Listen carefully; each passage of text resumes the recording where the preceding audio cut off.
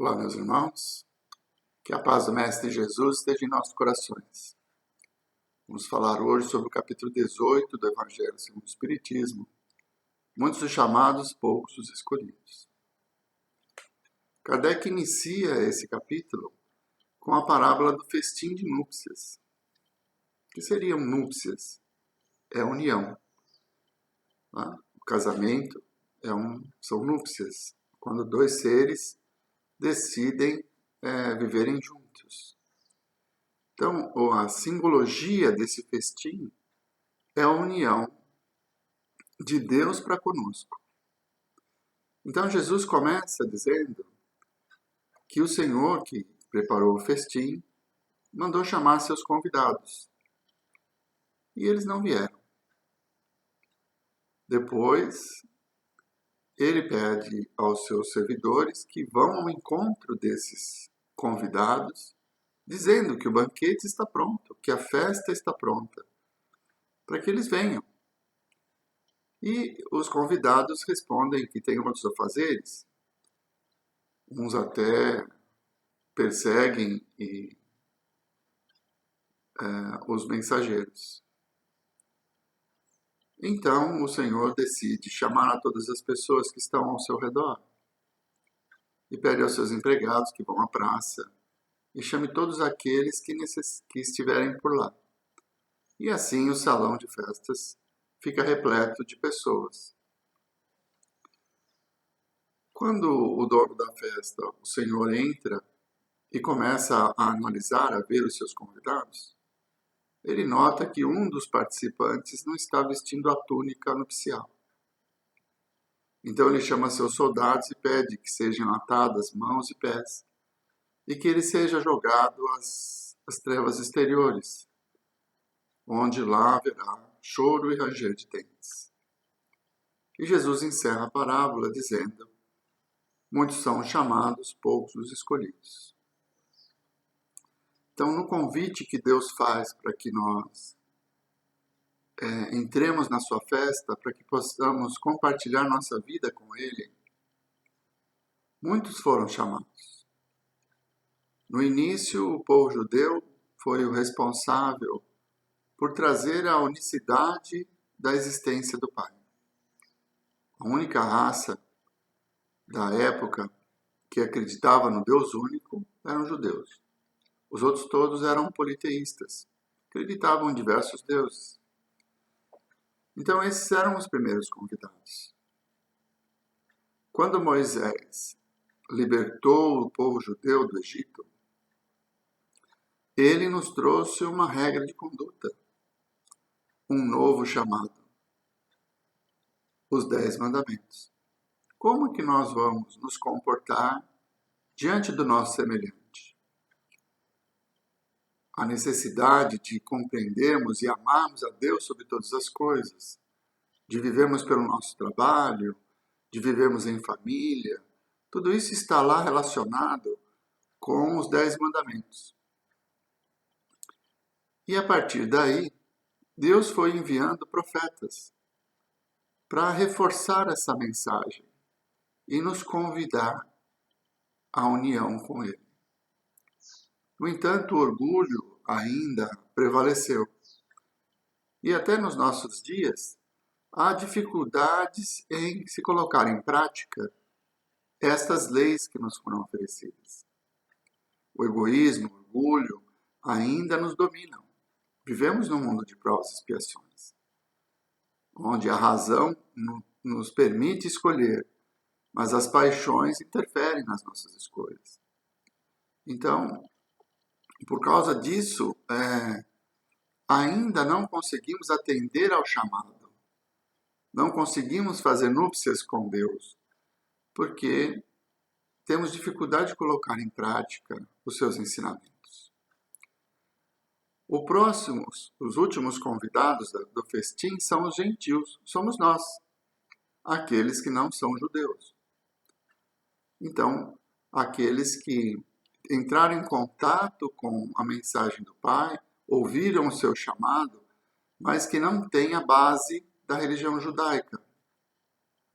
E quando o Senhor caminha entre os escolhidos identifica uma pessoa que não está usando a túnica, quer dizer, alguém que se diz aceitar o convite de Deus, alguém que pelos próprios interesses tem o desejo de se utilizar da religião. Então esse é aquele que não está vestindo a túnica nupcial.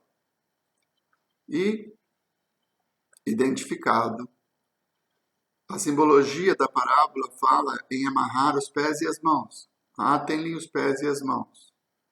Isso quer dizer que nós não vamos fugir às consequências dos nossos atos.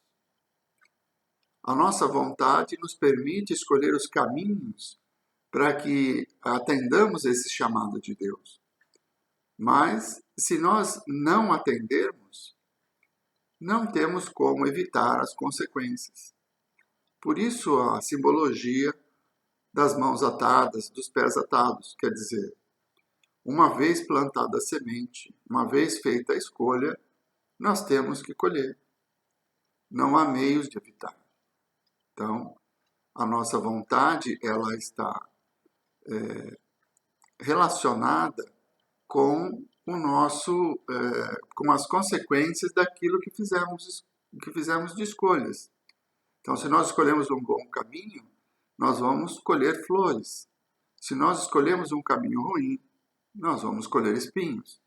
Mas não vamos deixar de colher. Esse é o simbolismo do atar mãos e pés da parábola do Cristo. E as trevas exteriores são as relações que nós vamos desenvolver com a nossa própria consciência. Haverá choro e ranger de dentes. Por quê? Porque diante da imortalidade, quando retornamos à pátria espiritual e ampliamos o nosso sentido, ampliamos a nossa compreensão das verdades da vida, nós vamos sentir remorsos e vamos sentir culpas, e isso são o ranger de dentes e o choro do arrependimento, por não termos ouvido o chamado. Então, essa parábola trazida por Kardec, logo no início do capítulo, já nos revela que Deus nos chama constantemente e que Ele está disposto a nos aceitar como somos, mesmo não sendo o povo escolhido, que era o povo judeu, sendo gentil, não? Ele nos aceita na sua festa, desde que nós coloquemos em prática as suas lições. Nós atendamos ao seu chamado. E o que significa atender o chamado de Deus? Praticar as suas leis. As leis trazidas por Moisés e divinamente resumidas por Jesus, quando nos coloca que para que nós atendamos o chamado do Pai, é preciso apenas amá-lo sobre todas as coisas e amar ao próximo como a nós mesmos. Se nós pegarmos os 10 mandamentos e colocarmos em relação a esse sentimento de amor que Jesus exemplificou com perfeição quando caminhou entre nós, nós vamos compreender que todas aquelas instruções das relações exteriores, né, o trabalho, a vida em família, só pode ser realizada por aquele que ama efetivamente. Então, o amor resume as intenções ou as necessidades dos 10 mandamentos. Por isso Jesus coloca, eis aí toda a lei e os profetas. Então, Deus nos chama a cada instante. Por toda a nossa caminhada, Ele vai nos oferecendo oportunidades para colocar em prática os seus ensinamentos. Nós convivemos com pessoas, algumas são dóceis, amáveis, outras são difíceis, e todas estão no nosso caminho com o objetivo de nos ajudar a compreender o que é preciso mudar em nós. Então, Deus nos chama para que façamos essas núpcias com Ele, para que comunguemos com Ele. Ele nos chama para que estejamos próximos a Ele. De que forma? Agindo de acordo com as suas leis. Colocando em prática os ensinamentos que nos foram trazidos por Jesus, pelos profetas, por Moisés. É dessa forma que nós vamos participar da festa. Por quê? À medida que vencermos a nós mesmos e conseguirmos vivenciar as leis de Deus, seremos pessoas mais felizes. Então, como disse aquele jovem que acompanhava o Cristo, Jesus, o que devo fazer para entrar no reino dos céus? E Jesus, olhando para ele, diz: praticai os mandamentos, praticai a lei, conforme estávamos dizendo. E ele, cheio de si, olha para o Cristo e diz: nisso, mas isso eu já faço desde a minha adolescência. E Jesus, então, olhando para ele, perscrutando o seu íntimo, ele diz ao jovem: então vá, venda tudo o que tens, entregue aos pobres e siga-me, e aí entrarás no reino dos céus. Mas o jovem judeu não tem esse desprendimento, porque ele era muito rico.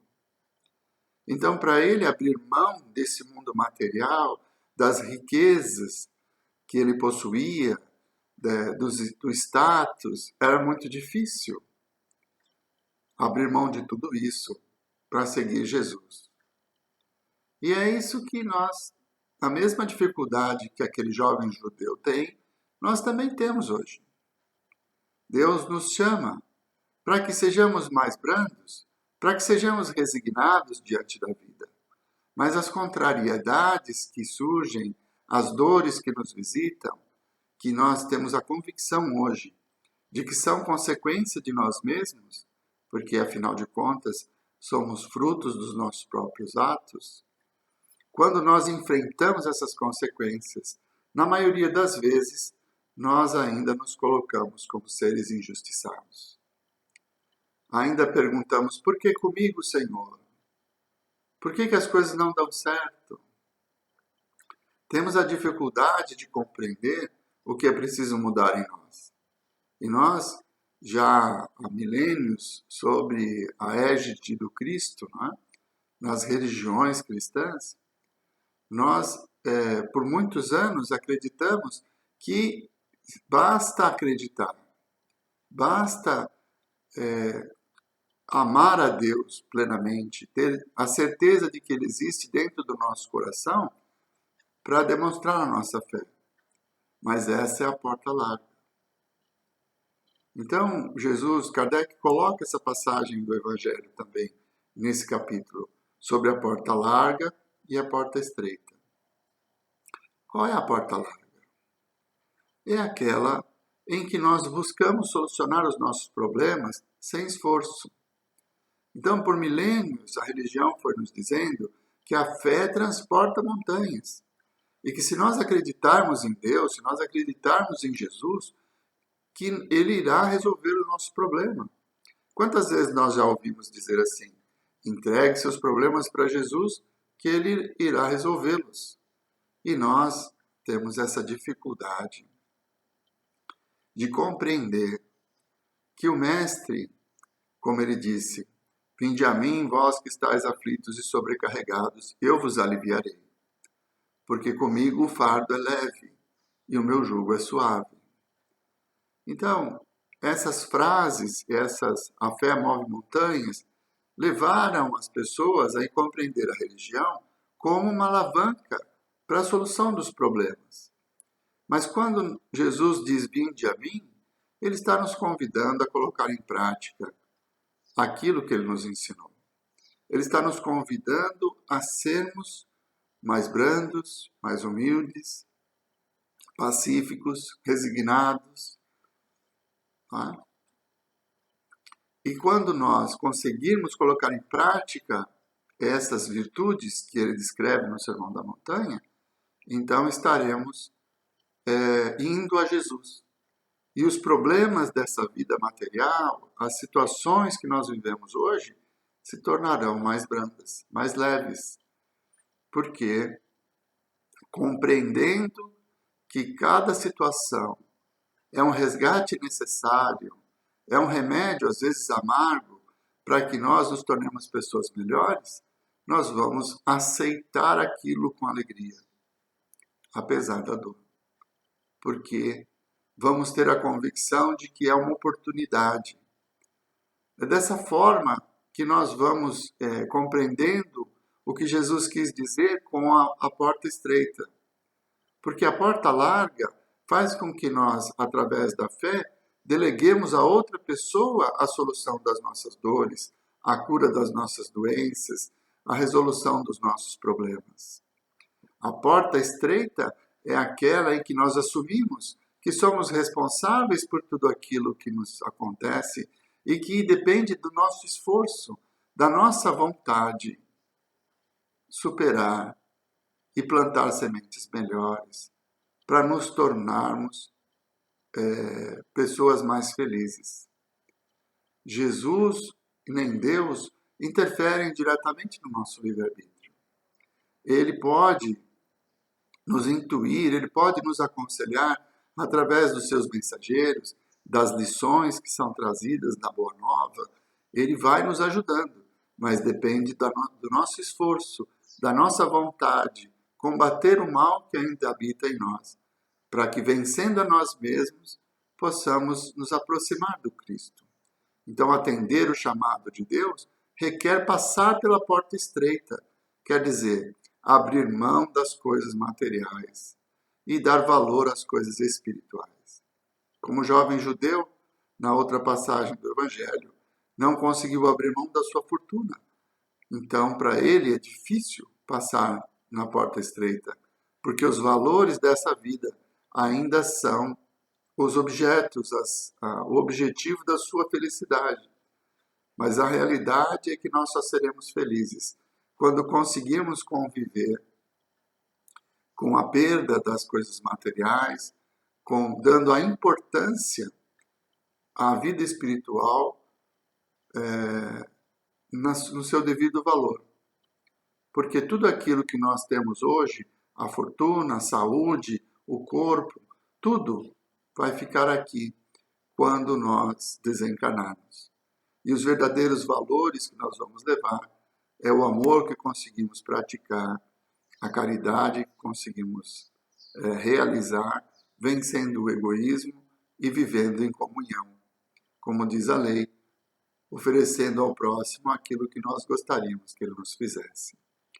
Então, para agir dessa forma, nesse momento da nossa evolução, na sociedade em que vivemos, em que os valores da beleza, da riqueza, do status são ainda objetos de felicidade, nós precisamos vencer a tudo isso, abrir mão, e isso significa passar pela porta estreita, compreendendo que depende de nós a construção do caminho para que nos aproximemos do Pai e busquemos essa festa que é a consciência tranquila e a felicidade de estarmos plenamente vivendo como espíritos imortais.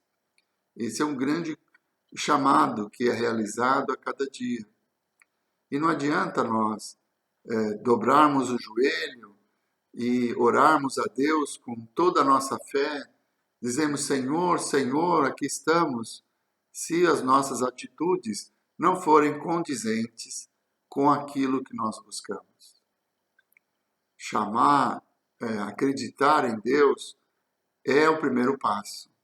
É necessário que nós tenhamos essa convicção de que existe um ser maior, que olha por nós e nos ama, a ponto de, através da sua misericórdia, nos oferecer os meios para que sejamos mais felizes. É preciso que tenhamos essa certeza, mas é preciso também que esta fé que nós sentimos, esse amor que nós temos por Deus, se transforme em ações, porque uma árvore má não pode dar bons frutos. Por maior que seja o meu amor a Deus, se eu não colocar em prática as suas lições, eu não estarei atendendo ao seu chamado. Então, quando nós colocamos a crença, a fé, como acreditar sem ver, não é? Como nós colocamos a fé como aquela energia de amor, aquela certeza que temos de que Deus existe, é o início de um processo, porque a convicção desse amor nos faz colocar em prática aquilo que ele nos ensinou. Então não basta dizer Senhor, Senhor. É preciso agir conforme as leis que ele nos enviou, desde Moisés, passando por Jesus. E agora que nós temos o Consolador que veio nos esclarecer sobre a imortalidade, sobre a reencarnação, que nos deu uma visão muito mais ampla da misericórdia do Pai, da sua justiça, mesmo diante das diferenças, porque se há diferenças entre um irmão e outro, não é pela vontade do Pai, mas pela consequência das atitudes, das ações, da construção de cada um. Então recebemos de acordo com a nossa necessidade. E aí, essa resignação diante das situações da vida é que vão demonstrar os frutos da nossa fé. Quando nós conseguirmos amar o nosso próximo, quando nós conseguirmos estender a mão àquele que necessita, e quando ele for ingrato conosco, nós não nos ofendermos, porque fizemos a nossa parte, nós atendemos ao chamado, ele não. E aí, o que acontece é que nós vamos colher os frutos, e ele não. Nós temos a oportunidade a cada dia, na convivência em família, de demonstrar essa compreensão, de sermos pacíficos, de sermos brandos. E o que significa ser brando? Significa não ver o mal no outro.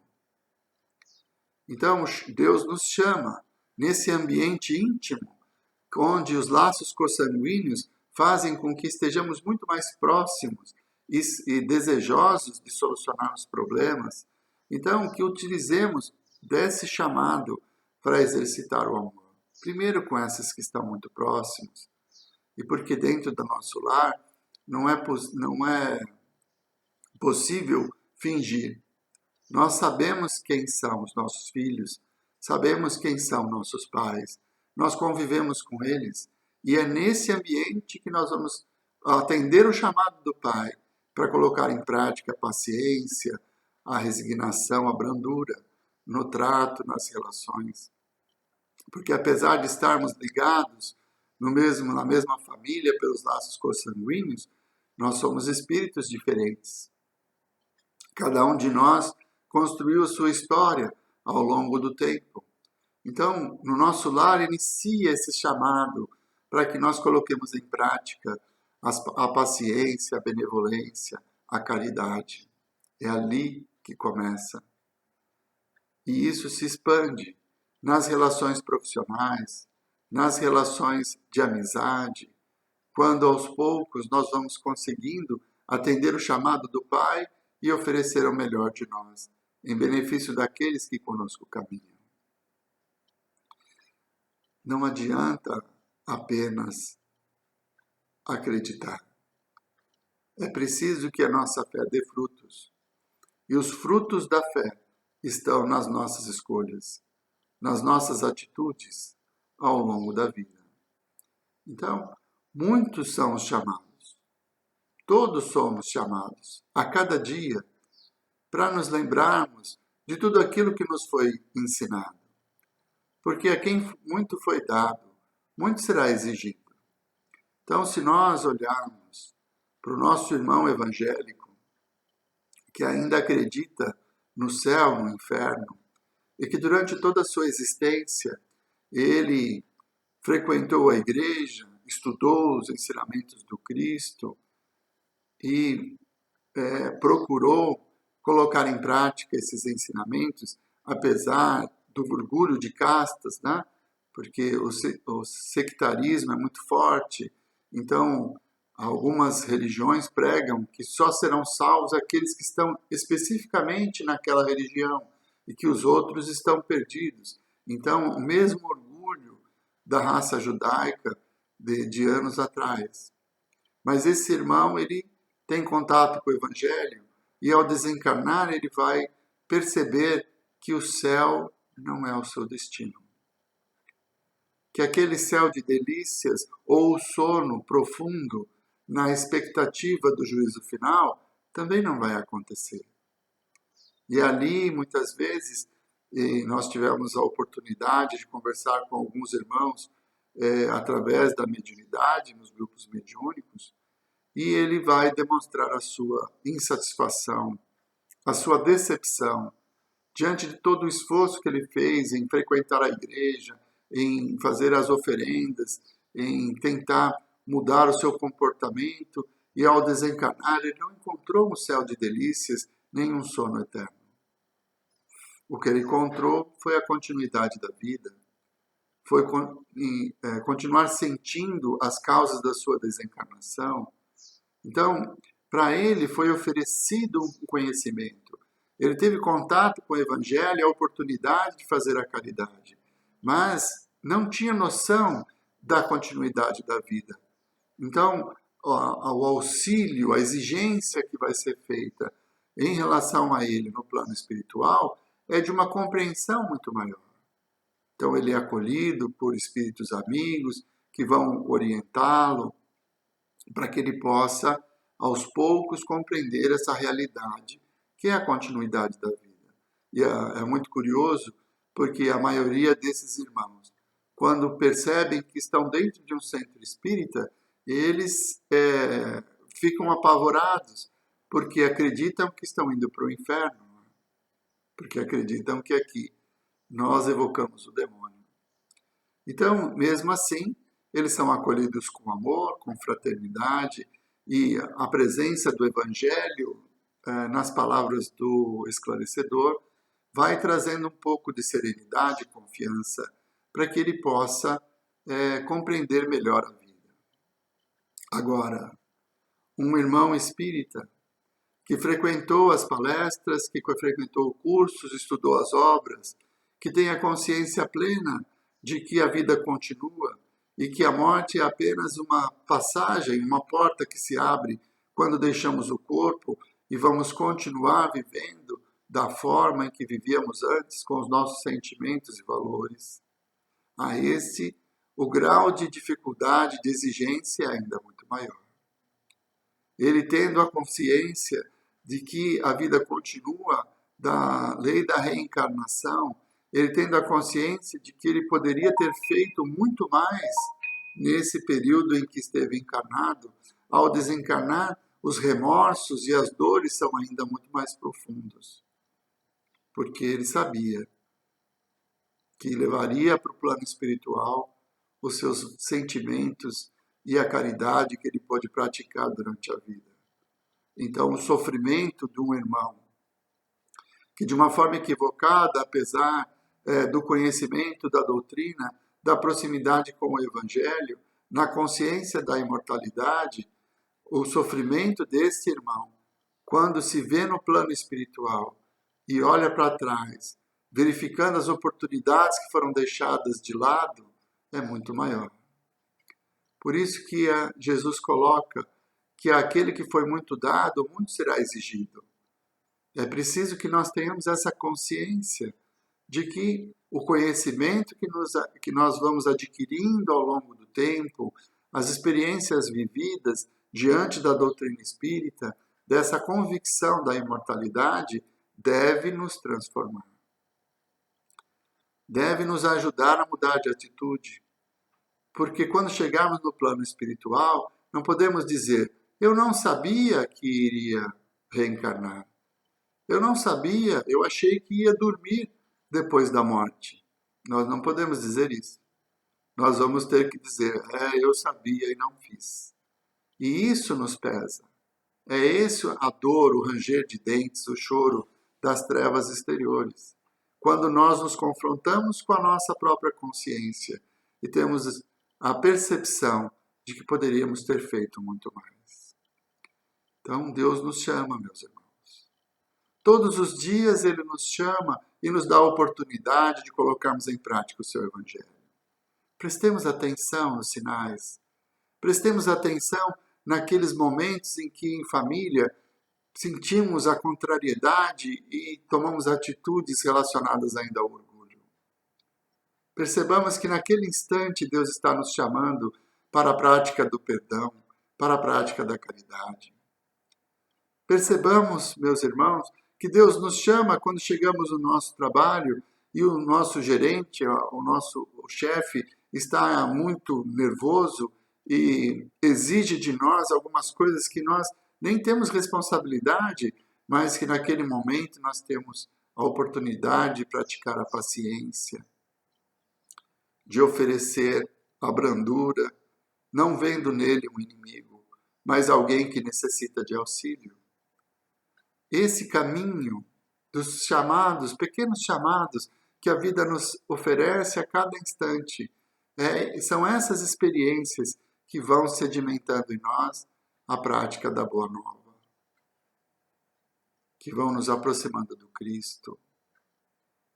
Nos lembremos sempre do seu exemplo, naqueles momentos de dor em que a ignorância da população escolheu a Barrabás, preterindo ao próprio Cristo. Naqueles momentos em que ele foi agredido, que teve que carregar a sua cruz e ali deixou seu corpo físico, implorando ao Pai que nos perdoasse. Nos lembremos da serenidade, da resignação apesar da dor. Nos lembremos da atitude daquele que retorna ao colégio apostolado, o colégio apostólico, e não tem nenhuma exigência, não tem nenhuma queixa. Ele não reclama porque Pedro o negou 3 vezes. Ele não reclama porque os outros todos debandaram com medo da própria vida material.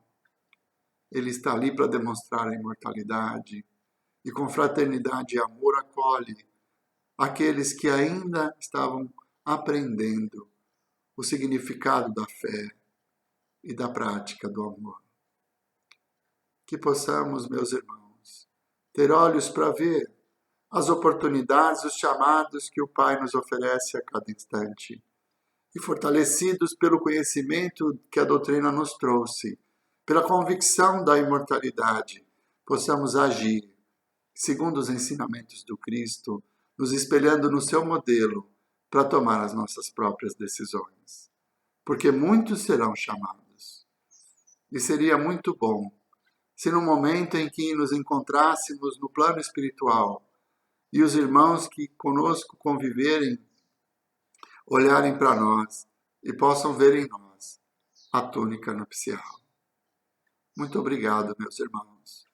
Que a paz do Mestre Jesus permaneça em nossos corações e possa nos fortalecer para que a cada dia nos tornemos melhores.